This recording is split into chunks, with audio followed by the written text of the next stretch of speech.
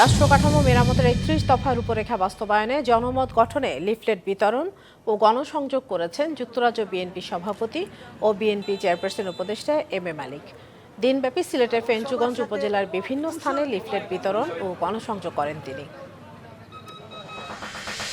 পরিবহন চালক সংগঠনের সভাপতি ও 2 চালককে মারধরের প্রতিবাদে চট্টগ্রাম প্রাইম মুভার ট্রেলার শ্রমিক ইউনিয়নের ডাকা অনির্দিষ্টকালের পরিবহন ধর্মঘট চলছে।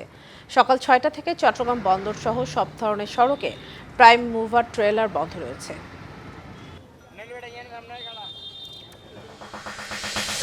বিডিআর বিদ্রোহের ঘটনায় বিস্ফোরক দ্রব্য নিয়ন্ত্রণ আইনে করা মামলায় কাশিমপুর কেন্দ্রীয় কারাগার থেকে জামিনে মুক্তি পেলেন 27 জন। সকালে তারা মুক্তি পান বলে জানিয়েছে কারা কর্তৃপক্ষ। এ সময় কারা ফটকে তাদের আত্মীয় স্বজনরা উপস্থিত ছিলেন।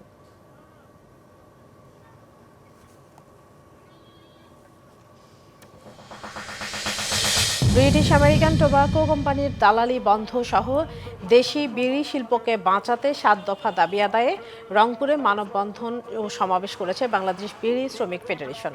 সকালে নগরীর কাছারি বাজার ডিসির মোড় এলাকায় আয়োজিত কর্মসূচিতে কয়েকশো বিড়ি শ্রমিক অংশ নেন।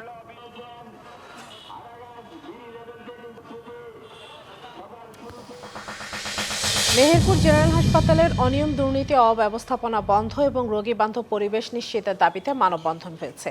বেলা 11টার দিকে জেনারেল হাসপাতালের সামনে মানববন্ধনে 1 মাসের মধ্যে সমস্যার সমাধান না হলে আরও কঠোর পদক্ষেপের কথা জানানো হয়।